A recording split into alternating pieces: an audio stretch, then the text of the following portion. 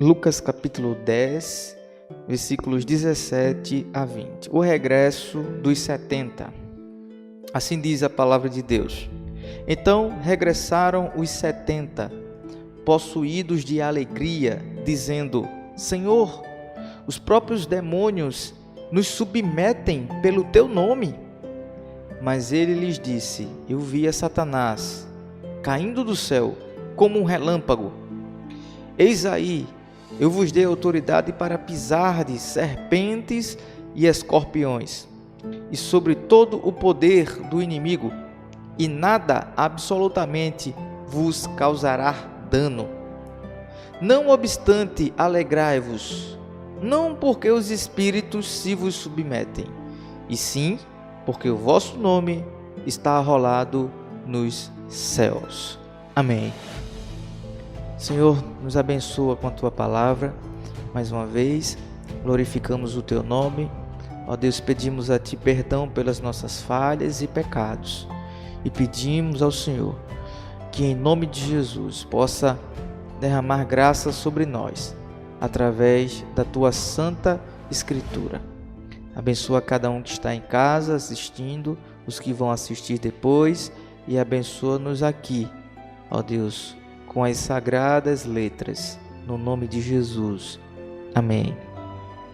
Amém, meus queridos. Aqui nós estamos no Evangelho de Lucas, e Lucas era médico, né? A história vai dizer que ele era médico. Lucas se tornou um fiel amigo do apóstolo Paulo nas suas viagens missionárias. Na última carta escrita por Paulo, lá em 2 Timóteo, antes do seu martírio, ele diz que no momento em que Paulo foi julgado por Roma, todos o abandonaram. E ele diz que somente Lucas foi visitar ele quando ele estava preso na masmorra. O apóstolo Paulo disse. Então Lucas, ele foi o responsável por escrever o Evangelho, e foi responsável por escrever também o livro de Atos dos Apóstolos. Atos dos Apóstolos foi escrito por Lucas, ele que foi vendo os acontecimentos dos apóstolos, foi vendo os acontecimentos das viagens missionárias de Paulo e registrou tanto o Evangelho como o livro de Atos. E aqui nesse momento, Lucas registra o momento em que os 70 discípulos de Jesus, eles voltam dessa grande viagem missionária, né? Jesus tinha, no começo do capítulo 10, tinha selecionado 70 pessoas, né? Designou, é interessante que no primeiro versículo ele diz: depois disto o Senhor designou outros 70, ou seja, Jesus tinha muitos outros discípulos. Então eu quero fazer aqui uma diferenciação. Nós temos os apóstolos, que foram 12, depois o apóstolo Paulo, que eram muito próximos aqui de Jesus, eram os íntimos que ouviam, que escutavam o significado da parábola, né? Jesus chamava eles: o Senhor, porque o Senhor falou em parábola? Ele explicava. Nós temos os discípulos, que eram outros que seguiam Jesus por todos os lugares que Jesus ia. Então, qualquer lugar que Jesus ia, os discípulos estavam lá. E nós tínhamos também a grande multidão, as grandes multidões que seguiam Jesus. Os discípulos, eles eram fiéis de fé, que estavam sempre perto de Jesus, se aproximando dos apóstolos, e estavam sempre tendo contato com Jesus. E eles não faziam parte daquela massa de pessoas que seguiam Jesus apenas pelos seus milagres.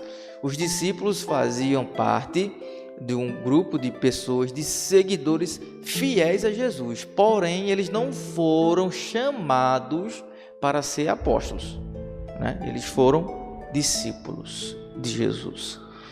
Então, nós temos aqui a Bíblia nos dizendo que ele designou outros 70, ou seja, Jesus enviou vários outros discípulos como missionários, discípulos que viram Jesus viver, andar, efetuar milagre, discípulos que receberam a autoridade de Jesus, tá certo? E que foram fazer a obra de Jesus. Hoje nós podemos dizer que somos discípulos, somos esses discípulos de Jesus. Nós não podemos dizer que somos apóstolos, porque apóstolo é um escolhido que viveu com Jesus todos os dias durante os seus 3 anos de ministério, que aprendeu diretamente com Jesus, que viu Jesus morrer, ressuscitar. Apóstolo significa testemunha. Esse é o significado da palavra apóstolo no grego. Então, apóstolo não existe mais hoje. Tivemos apenas os apóstolos bíblicos. Eu digo isso porque tem muita gente que se auto-intitula apóstolo, mas a palavra apóstolo significa testemunha. Essas pessoas não foram testemunhas, não andaram com Jesus na Galileia. Como eles são apóstolos, né? Então, nós hoje podemos dizer, somos discípulos do Senhor Jesus, né? Ou seja, ouvimos os seus ensinamentos através da palavra de Deus, sabemos da sua autoridade e recebemos a autoridade dele para pregar o evangelho, para levar a palavra da salvação a todos aqueles que creem em Jesus. Discípulo é seguidor. Esse é o significado, seguidor de Jesus. Nós somos seguidores de Jesus. Então, o Senhor Jesus ali designa 70 discípulos. 70 discípulos para que eles fossem e pregassem o evangelho. E a partir do verso 17 vai falar da volta desses 70 discípulos, que é o texto que a gente vai expor hoje. Então fala do regresso. Preste atenção no versículo 17. Então regressaram os 70. Como eles voltaram? Primeiro, possuídos de alegria. E essa alegria era porque eles expressam, dizendo: Senhor, os próprios demônios se nos submetem pelo teu nome. Então a primeira coisa aqui, que os discípulos voltaram maravilhados: Jesus nos enviou, Jesus nos mandou para pregar o evangelho, e a gente viu os demônios se submetendo a nós. Olha só, se submetendo a nós pelo nome de Jesus. Então, homens pecadores, falhos, homens cheios de pecado, eles iam através do nome de Jesus e curavam enfermos e expulsavam demônios e se maravilhavam por isso. Afinal, o diabo ou os demônios têm um poder muito grande, infinitamente maior do que o poder de um ser humano, né? Eles não se comparam ao poder de Deus, não se compara, mas comparado ao ser humano, os seres espirituais, eles são muito poderosos, muito mais do que nós, né? O inimigo das nossas almas, ele conhece como funciona o ser humano. Desde o início do Jardim do Éden, ele sabe o que faz com que o ser humano seja atraído. Ele sabe quais são as iscas que ele pode jogar contra cada um de nós. Ele sabe quais são as rasteiras que nós caímos facilmente. Ele passou mais de 5.000 anos, 6.000 anos estudando e fazendo grandes homens de Deus caírem. Olha para Davi, por exemplo. Que homem de Deus, Davi, não é? Um homem que levantou o reinado, o homem que fez o reino de Israel ser lindo, um homem reconhecido por ser o rei segundo o coração de Deus. E o inimigo sabia qual era a fraqueza de Davi, passou numa rasteira. Olha Salomão, que homem sábio na Bíblia, Sábio, sábio, sabedoria. Carradas e mais carradas de ouro, rubis, pedras preciosas chegavam para ele, simplesmente para a pessoa ter uma audiência com ele. Para a pessoa ter uma audiência com Salomão, tinha que trazer uma carrada de tesouro. Só para ouvir um pouquinho da sabedoria daquele homem.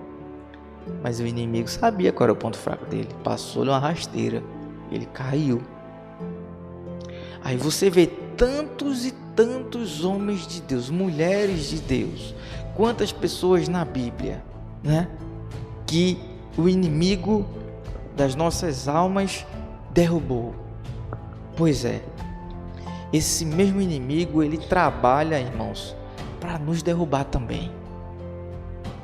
Para nos derrubar. E os discípulos ficaram muito felizes, ficaram possuídos de alegria, porque esse inimigo se submeteu a eles.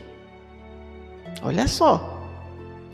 Se submeteu a eles. Então, você sai para falar de Jesus e você sabe a devastidão que o inimigo faz no mundo, mas agora, através do nome de Jesus, esse inimigo se ajoelha, ele sai no nome de Jesus, ele é ridicularizado. Então isso causou muito espanto nos discípulos, isso causou muita alegria nos discípulos. Mas eu quero chamar a sua atenção para o versículo 18, que o Senhor Jesus disse assim: mas ele lhes disse, eu via Satanás caindo do céu como um relâmpago. Jesus disse, eu via Satanás caindo do céu como um relâmpago. Ou seja, Jesus já estava dizendo aos discípulos aqui, vocês estão felizes por causa disso, mas o inimigo ele já está derrotado. E por que Jesus diz isso? Para que a soberba não crescesse ao coração dos discípulos. Jesus é o maior exemplo de humildade de todos os tempos. Para que a soberba não crescesse no coração deles, Jesus disse, eu via Satanás caindo do céu. Ou seja, o inimigo, ele não obedeceu vocês por causa de vocês, mas porque ele já está caído. Ele já está derrotado. Eu já vi que ele já está destruído. E ele caiu como um relâmpago. Ele caiu como um relâmpago. Tem um símbolo aí que as pessoas dizem, né? Muita gente diz, não sei se você já viu, o símbolo assim de um raio assim, né? Caindo. Tem gente que diz que esse símbolo ele representa o inimigo, né? Porque Jesus disse que ele caiu do céu como um raio, como um relâmpago, né? E a gente encontra esse símbolo em vários lugares. Eu não sei se é ou se não é, mas uma coisa eu sei. O inimigo ele já está destruído, ele já caiu. Quando Jesus diz que ele caiu como um relâmpago, ele está dizendo aqui que foi rápido, ele foi jogado do céu, ele foi expulso, ele caiu de forma direta, ou seja, não teve volta para ele, não tem mais volta para ele, não tem mais perdão para ele. Quando ele cai como um relâmpago, Jesus está dizendo, olha, rapidamente, quando ele pecou, Deus não permitiu que ele continuasse lá, então sua queda foi rápida, direta, ele caiu como um relâmpago. Então, discípulos do Senhor Jesus, nós não devemos nos ensoberbecer por nossas vidas espirituais, porque tudo que Deus faz, Ele faz através do nome dEle e não do nosso. Então, quando a gente está na obra de Deus, a gente precisa saber disso, porque pensa numa coisa que derruba qualquer pessoa, qualquer crente, se chama orgulho. Irmão, orgulho não é coisa de Deus não, orgulho é coisa do diabo, e o orgulho derruba qualquer um. Soberba. E quando Jesus diz isso aos discípulos, ele está dizendo, não se orgulhem, não se alegrem por causa disso. O motivo da alegria de vocês não deve ser coisas extraordinárias acontecerem, não. No versículo 18, Jesus continua aqui a conversa com os discípulos, 19, perdão, e ele diz: eis aí que eu vos dei autoridade para pisar nas serpentes e escorpiões e sobre todo o poder do inimigo, e nada absolutamente vos causará dano. Ele continua dizendo: eu vos dei autoridade. Eis aí, olhem aí. Está vendo o que vocês viram, o que vocês viveram? Isso só aconteceu porque Satanás já está caído, e só aconteceu porque eu vos dei essa autoridade, para que vocês possam pisar em serpentes e escorpiões, né? Lembre-se que serpente é um símbolo do diabo, né, na Bíblia, e aqui também escorpiões. Então Jesus está dizendo: eu lhe dei autoridade para pisar nos demônios, né? E sobre todo o poder do inimigo.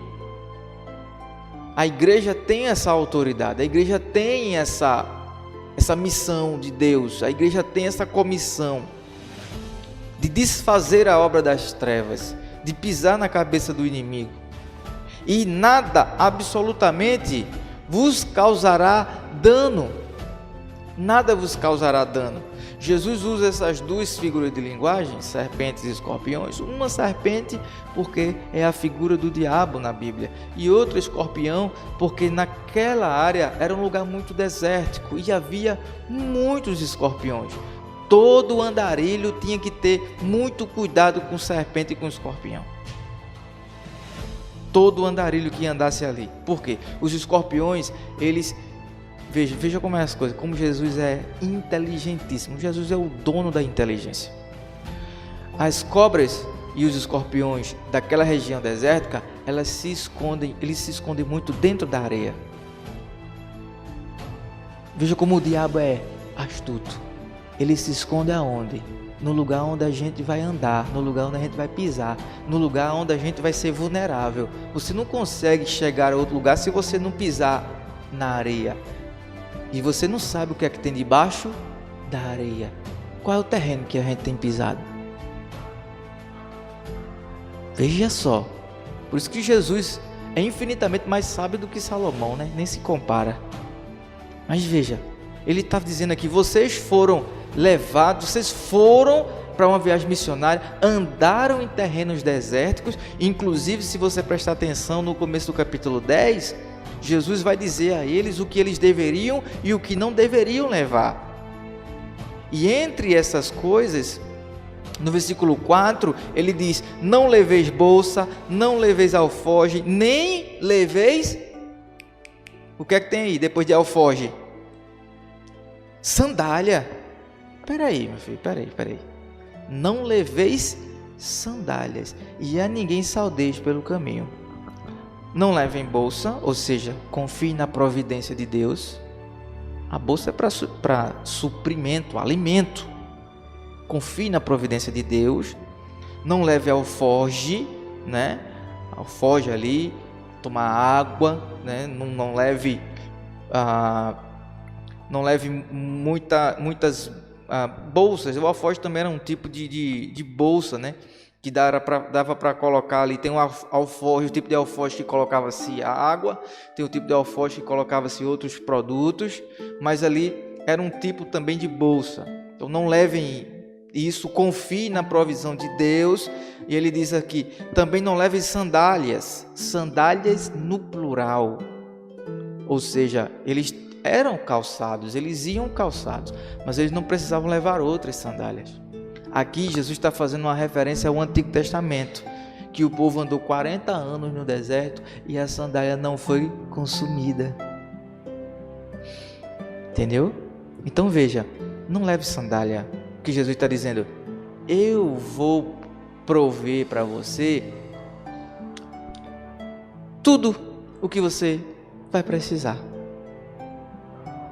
Interessante também, porque veja, fazendo uma ligação com essa palavra de Jesus, com o finalzinho que a gente estava lendo no versículo 19, que Jesus deu poder para pisar em serpente e escorpião, não foi?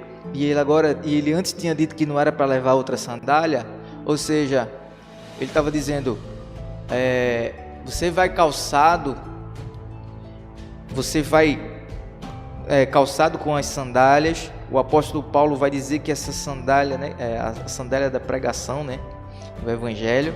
E aí Jesus está dizendo aí, você vai calçado com essa sandália, e essa sandália, isso aí é suficiente.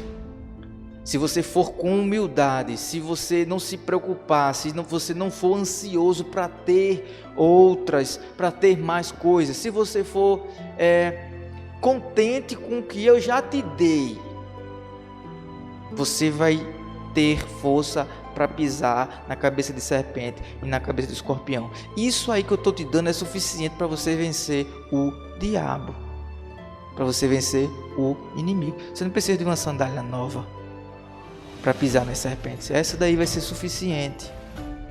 Por quê? Isso me mostra algo. A principal arma de um cristão contra o diabo se chama humildade.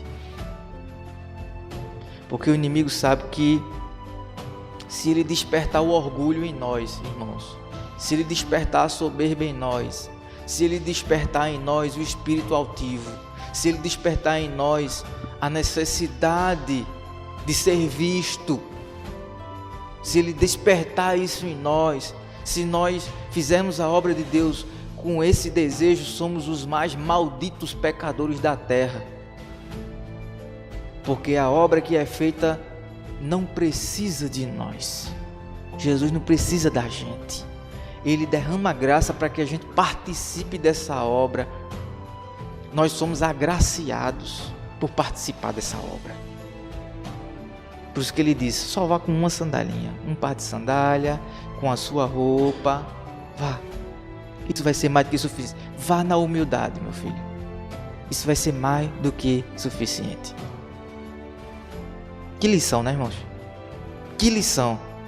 Então ele diz, olha, eu que dei autoridade a vocês para pisar na serpente, para pisar nos escorpiões, sobre todo o poder do inimigo, eu dei, e nada vos causará dano. É aqui, claro, que ele fala do dano, fazendo uma analogia a serpentes e escorpiões, porque uma serpente, meu filho, se você não pisar na cabeça dela, tchau e bênção, principalmente as serpentes do deserto, que é onde tem as cobras mais venenosas do mundo. Entre elas, se eu não me engano, a segunda ou a primeira é a cobra naja. Vocês já viram a naja, né? Que ela abre um negócio assim no pescoço, que o pessoal encanta, faz encantamento com ela, né? Encantamento entre aspas, né? Que o povo diz que é encantamento e bota ela num cesto. Na época, nos lugares onde Jesus vivia, é onde tem esse tipo de cobra. Na Mesopotâmia, no Egito, por ali mesmo. Então, essas são as cobras mais venenosas. Quando Jesus disse que Deus deu autoridade para a gente pisar nelas, irmãos, Ele está dizendo para a gente que nós não devemos temer, não devemos ter medo do inimigo, e que, com certeza, com Jesus, o nosso golpe contra o inimigo será certeiro. Uma cobra dessa você só mata pisando na cabeça. Se você pisar no rabo dela, acabou-se, meu filho. Ela pega você. Da mesma forma é o escorpião. O escorpião, você tem que pisar certinho, porque se você deixar o rabinho dele lá de fora, olha, tique, e ali é onde está o veneno. Vou na cabeça do escorpião, vai. O rabinho dele ali, ó. Eu não sei nem como é o nome daquele, né? Tem um nomezinho técnico. Jesus está dizendo aqui para os discípulos, eu dou autoridade a vocês, eu vou dar discernimento, eu vou dar sabedoria, mas vão na humildade. Vão na humildade. Nada vos causará dano. Absolutamente nada. No verso 20, Jesus diz assim, não obstante, vos alegrai, não porque os espíritos se submetem a vocês, e sim porque o vosso nome está arrolado nos céus. Olha só. Primeiro os discípulos chegam para Jesus feliz da vida. Feliz da vida. Senhor, a gente foi, pregou o evangelho, foi para a viagem missionária e pregamos, expulsamos os demônios, se submeteram a nós pelo teu nome. né? Se alegram por causa disso. Faz mal a gente se alegrar, irmãos? Não. O que é que tem de errado em a gente se alegrar? O crente não deve ser um crente triste. O crente deve ser um crente feliz. Jesus nos venceu a morte para a gente ser feliz, não é? Para a gente ser alegre. Agora, nós temos que nos alegrar pelos motivos certos. Às vezes a gente se alegra, irmãos, pelos motivos errados. Os discípulos estavam se alegrando aqui por seu orgulho. Os discípulos, esses discípulos estavam se alegrando por seu orgulho. Eles estavam orgulhosos porque viram o inimigo caindo na frente deles. E mesmo dizendo que foi por conta do nome de Jesus, mas esse não era para ser o motivo deles se alegrarem. Aí Jesus diz a eles qual é o verdadeiro motivo que eles deveriam se alegrar.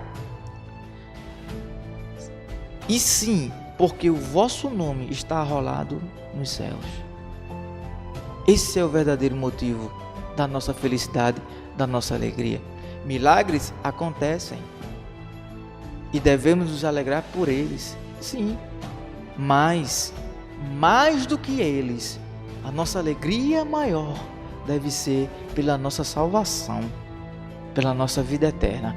Porque eu digo aos irmãos, eu gostaria de viver uma vida inteira sem nunca expulsar um demônio de ninguém, mas saber que no final dela eu vou para o céu, do que viver uma vida inteira expulsando demônio, entre aspas, e no final, quando abrir os olhos, onde é que eu estou? É o diabo, e aí? Tu me expulsasse, foi muito lá, tá aqui comigo. Já imaginou? E Jesus fala sobre isso. Ele diz assim, olha, no fim dos tempos, muitos dirão, Senhor, em teu nome eu expulsei demônio, em teu nome eu curei, em teu nome eu fiz milagres, em teu nome. Mas o Senhor vai dizer, apartai-vos de mim, porque eu não vos conheço. O motivo maior da nossa felicidade está na nossa salvação. Quem é salvo é alegre todo dia, é feliz todo dia, porque sabe que a salvação está nele, que ele é salvo. Então ele não depende de ver uma maravilha sobrenatural acontecer para ele ser feliz, para ele se alegrar. Ele não depende disso. Ele só depende da presença de Deus, da provisão de Deus, do cuidado de Deus, né? Então veja quantas coisas a gente não aprendeu aqui nessa passagem. Aprendemos que o Senhor, que os demônios se submetem a nós, não porque nós somos, mas por causa do Senhor Jesus que habita em nós. Temos autoridade espiritual. Temos autoridade no mundo espiritual. A diferença é que tem crente que usa autoridade espiritual e tem crente que não usa. Mas todos nós temos autoridade espiritual. Todos nós temos. Aprendemos também que o inimigo já está derrotado. Que ele vai lutar, vai lutar, vai lutar, vai lutar. Mas no final de tudo, ele já sabe qual é o destino final dele. Jesus disse, eu vi o diabo cair do céu como um relâmpago. Ele já sabe. Ele já sabe que o lugar dele é o inferno. A nossa luta não é para mandar ele para o inferno. A nossa luta é para tirar as almas, é para resgatar, melhor dizendo, as almas que ele está levando para lá. Essa é a nossa luta. Outra coisa que nós aprendemos é que nós recebemos a autoridade de Jesus contra o inimigo, para pisar na cabeça de serpente e escorpião. Outra coisa que nós aprendemos é que nós devemos ser humildes, porque a autoridade não tem nada a ver com arrogância. Tem gente que mistura. Arrogância se chama como é que se diz? Ignorância. Arrogância é igual a ignorância. Autoridade é igual a respeito. Quando a gente é uma autoridade, o respeito é exalado naturalmente pela mansidão, pela humildade e pelo amor. Os discípulos aqui viram que Jesus deu a eles autoridades, ensinando a eles o que era humildade. Vão só com um par de sandália, vão só com uma túnica, vão só com um alfoge. Humildade, né? Que lição! E no final nós aprendemos também que a nossa maior felicidade não é pelas coisas que vão acontecer. Irmãos, muitas maravilhas vão acontecer na nossa caminhada da fé.